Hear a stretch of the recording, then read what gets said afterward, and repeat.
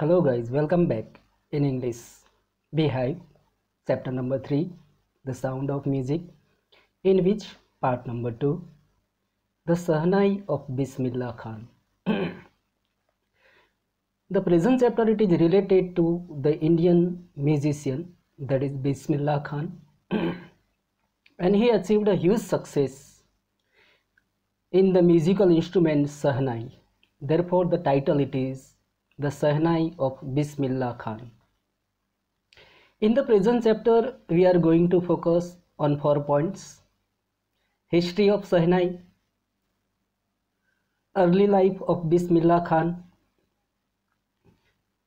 Bismillah Khan's achievements in music, and his love for Hindustan, that is India. So let's begin the chapter. In point number 1, the history of Sahnai it is given. How did this musical instrument Sahnai invent? So here the author said that Emperor Aurangzeb banned the playing of a musical instrument called Pungi in the royal residence, for it had a shrill, unpleasant sound. Pungi became the generic name of reeded noisemakers. Few had thought that it would one day be revived.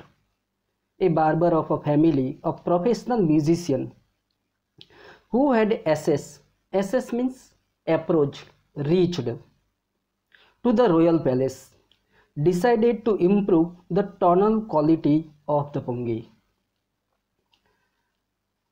When it was the period of Emperor Aurangzeb was going on, and at that time Pungi, that is also a kind of musical instrument, and when it was played into the royal assembly of Aurangzeb, so Aurangzeb became very angry listening the sound of this Pungi, and he decided to ban this musical instrument, that is Pungi.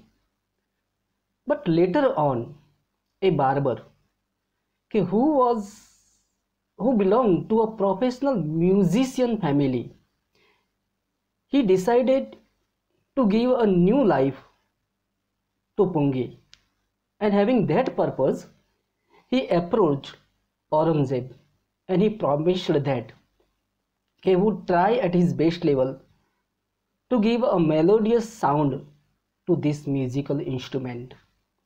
And for that, what did he do? Let me proceed ahead. He chose a pipe with a natural hollow stem that was longer and broader than the Pungi, and made 7 holes on the body of the pipe. When he played on it, closing and opening, some of the holes, soft and melodious sounds were produced. He played the instrument before royalty, that is called the royal people. Now to give a new life to a Pungi, the barber who brought a long pipe, and that one is made of a natural hollow stem that is called central part of the tree, which was a broader and larger than the Pungi, on which he made a 7 holes. And after making a 7 holes, when he started playing it, closing and opening some of the holes, so definitely he could able to get a success to produce a melodious sound. He played this Pungi before the royal people, and everyone was impressed. The instrument, so different from the Pungi, had to be given a new name, and this instrument was quite new. As you see in the picture of both the musical instrument Pungi and Sahnai it is given. In picture you can see that Sahnai is larger and bigger than the Pungi, and this is the new invention of a barber, so definitely a new name should be given. And as the story goes, since it was first played in the Shah's chamber, and was played by a nai. Nai, it is a Hindi word. In English, we call it barber. The instrument was named the Sehnai. The first four words which are related to Emperor Aurangzeb, Shah Alam, Muslim rulers were called, they were used Shah before them. The four letters of Shah Aurangzeb are taken to give a new name of this musical instrument, and the nine words it is joined with the word Shah, so it becomes Sahnai. But here A which is turned into E, so it is called Sehnai. Let me proceed further in point number 2. The sound of the Sehnai began to be considered auspicious, considered thought, and for this reason it is still played in the temples, is an indispensable component of any North Indian wedding. किसी भी अवसर पर सहनाई को बजाना शुभ माना जाता है, auspicious, and therefore right now the Sehnai it is played into the temples, and whenever the wedding ceremony, especially in the North India, it is going on, so definitely Sehnai become the integral part of the marriage. In the past, the Sehnai was part of Naubat. Naubat, it is a Farsi word, and its meaning it is a musical instrument. In the past, the Sehnai was the part of Naubat or traditional ensembles of 9 instruments found at royal court. Till recently, it was used only in the temples and weddings. The credit for bringing this instrument onto the classical stage goes to Ustad Bismillah Khan. Guys, right now this musical instrument Sehnai became a very important music on the classical stage, although it was invented by Nai, but the real credit to make this musical instrument popular which goes to Bismillah Khan, and this is a very important musical instrument of the classical music.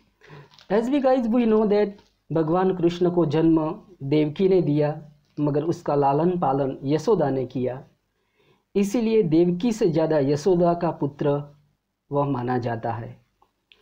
उसी तरह यहाँ जन्म नाई ने दिया, मगर classical stage पर लाने का काम बिस्मिल्लाह ने किया। Therefore, the title of the chapter it is given the Sehnai of Bismillah Khan. Now let me proceed on point number 2, the early life of Bismillah Khan, from point number 3 to 5, which contains the early life of Bismillah Khan.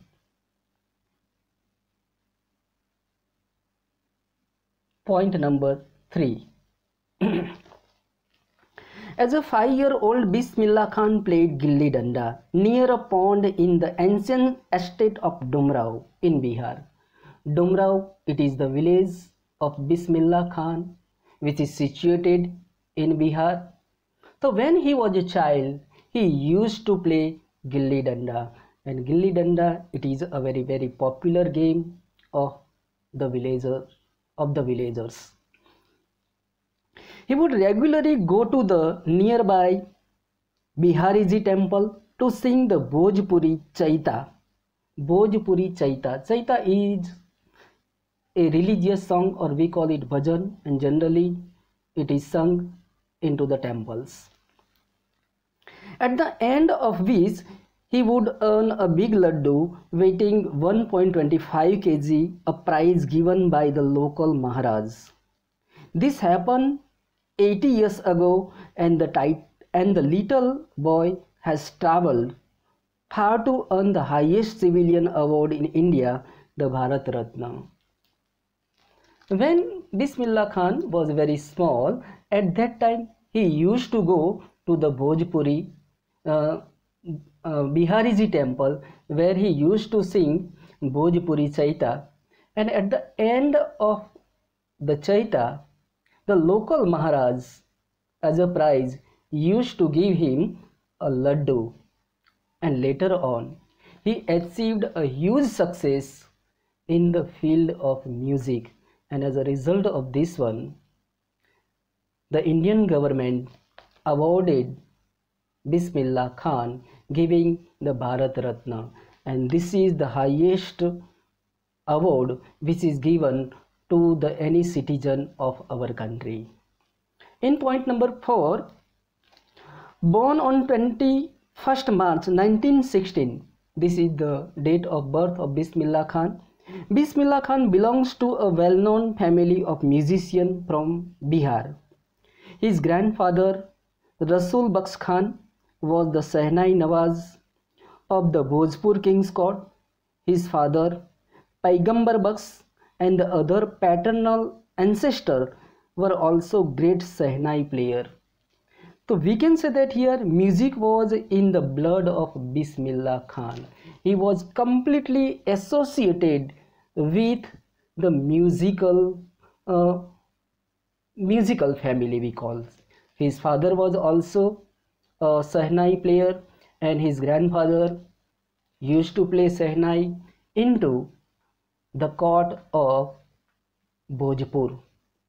Paternal word it is given, the term of this word it is the ancestors of the father, the relatives which are related to father. Now in point number 3,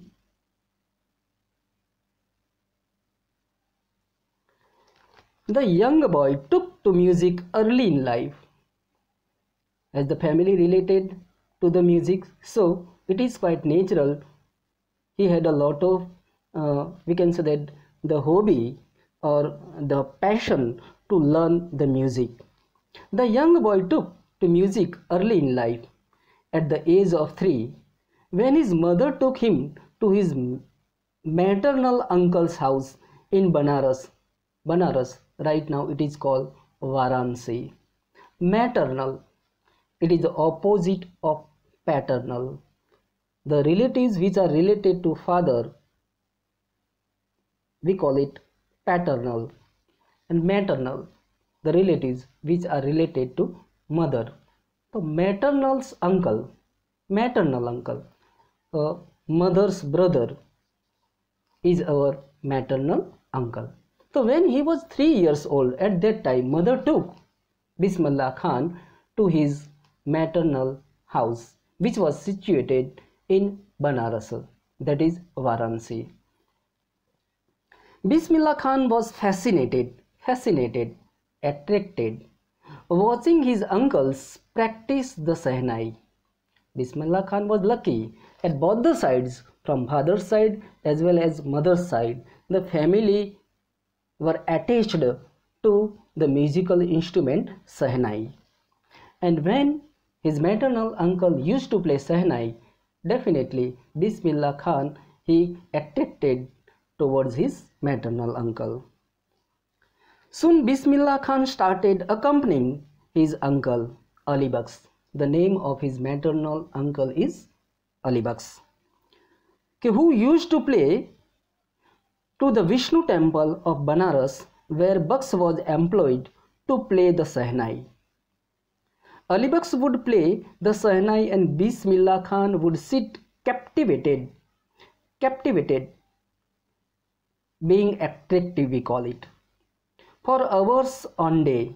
Slowly he started getting lessons in playing the instrument and would sit practicing throughout the day. In part number 2, we learned that when Evelyn noticed a girl playing xylophone, she became attracted toward the musical instrument, and at that time she decided she would make her career in the music. In the same way here, Bismillah Khan, when he noticed his maternal uncle playing Sehnai, he got inspiration and decided that he would also learn how to play Sahnai. So here source of inspiration, it is everywhere. You will have to become very alert where you can able to find it. And when he was attracted toward the Sahnai, at that very moment he started practicing throughout the day. For years to come, the temple of Balaji, Mangla and the banks of the Ganga became the young apprentice favorite haunts. Haunts means places.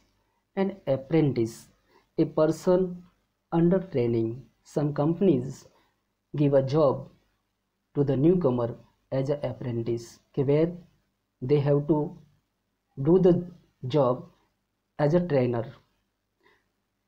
So here three places are there where Bismillah Khan used to do the practice of playing Sahnai. Place number 1, that is the Balaji temple. Number 2, Mangla Maiya. And the very important it is that the banks of river Ganga,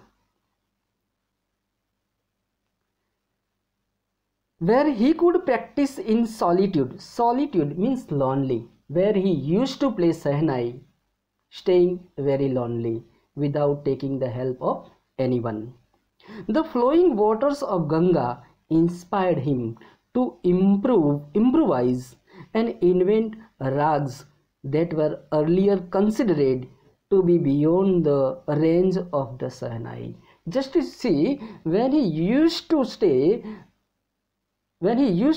on the banks of the river Ganga, the flowing water of river Ganga also became the source of inspiration for Bismillah Khan to produce a new rag on Sahnai.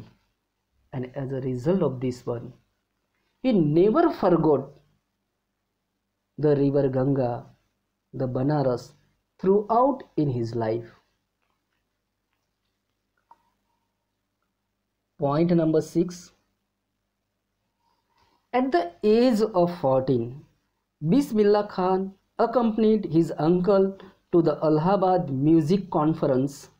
At the end of his recital, Ustad Fayyaz Khan patted the young boy's back and said, "Work hard and you shall make it." Now at the age of 14, he got an opportunity to take part into the music conference which was held at Allahabad.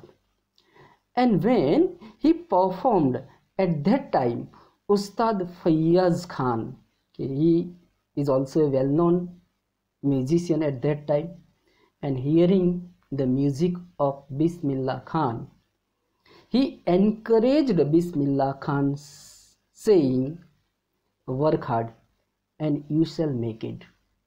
Guys, this is also a very common point. It is repeated in part 1 also. Evelyn also said, okay, if you work hard and know where you are going, you will get there. So definitely dedication and work hard are common to achieve a success in any field. If you do according to these two qualities, so definitely whatever target, aim you have in your life, you can also achieve it. With the opening of the All India Radio in Lucknow in 1938 came Bismillah Khan's big break. He soon became an often heard Sahnai player on radio. One more opportunity came in 1938 in All India Radio in Lucknow, and this is a big break in Bismillah Khan's life.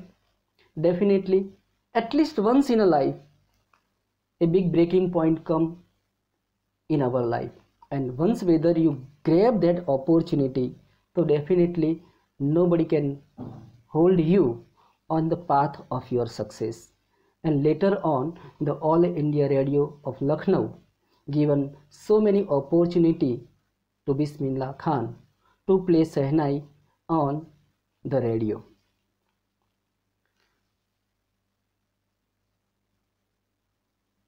Point number 7. When India gained independence on 15th August 1947, this is the day on which we got freedom from the Britishers. Bismillah Khan became the first Indian to greet means to welcome the nation with his Sehnai. At that time, Bismillah Khan was invited on this auspicious occasion to play Sehnai.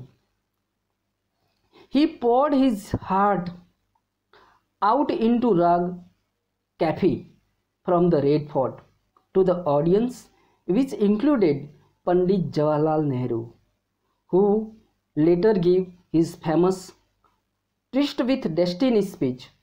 At that time, our first Prime Minister Pandit Jawaharlal Nehru was also present there, and using his Sehnai, Bismillah Khan played a new rag on Sehnai, and that rag became popular as a Kafi rag. Now in point number 8, Bismillah Khan has given many memorable performances both in India and abroad, like Evelyn. Evelyn gave a plenty of performance in Scotland. Not only in Scotland but in the other countries of the world, and as a result of this one, his international schedule was always busy. In the same way, Bismillah Khan also gave a plenty of performance in the other parts of the world. His first trip abroad was to Afghanistan, where King Zahir Shah was so taken in by the maestro that he gifted him priceless Persian carpet and the souvenirs, that is memento, in the memory of some particular place or time. Such a kind of award or gift it is given to the person. So when he was invited by King Zahir Shah in Afghanistan, King Zahir Shah became very popular listening the music of Bismillah Khan, and therefore he presented him the priceless Persian carpet as well as giving him a souvenirs.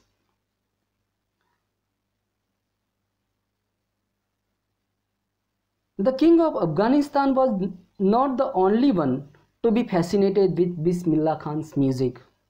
Film director Vijay Bhatt was so impressed after hearing Bismillah play at a festival that he named a film after the musical instrument called Gunj Uthi Sahnai. Not only the king but also some film directors, and among them Vijay Bhatt, who was also attracted towards Bismillah Khan, and he decided to give a name of his new film on the name of this musical instrument, and he given the name to his film, that is Gunj Uthi Sahnai.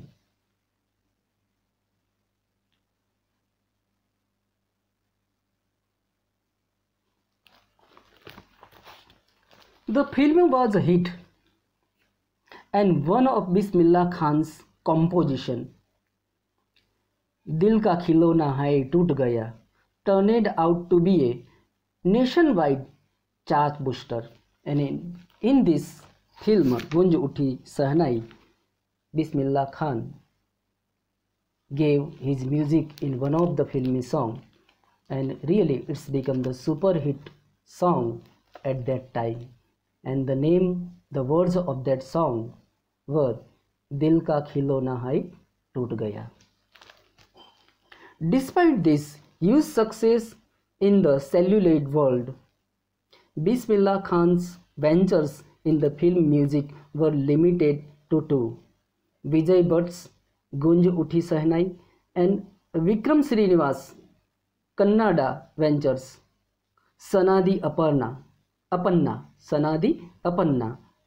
I just can't came to terms with the artificiality and the glamour of the film world. Not only Vikram Bhatt, Vijay Bhatt, but another film producer, Srinivas, that is the Kannada film director, he also gave a chance in one of his film, and the name of that film is Sanadi Apanna. So after playing the music in two films, Bismillah Khan later on denied to give his performance in the film industry because he was not attracted toward the glamours of the filmy world. He did not believe in artificiality because he loved the natural things too much, as he learned the music sitting on the banks of the river Ganga. He invented a new rags, getting the inspiration from the flowing water of Mother Ganga, and as a result of this one, he did not believe in artificiality. Here we can say that Bismillah Khan was a pure at heart. He believes in natural we call it. I just can't come to terms with the artificiality and glamour of the film world, he says with emphasis. Point number no, and that's it from me, guys. Remaining points will be explained by Betsy sir in the upcoming videos. Thank you very much.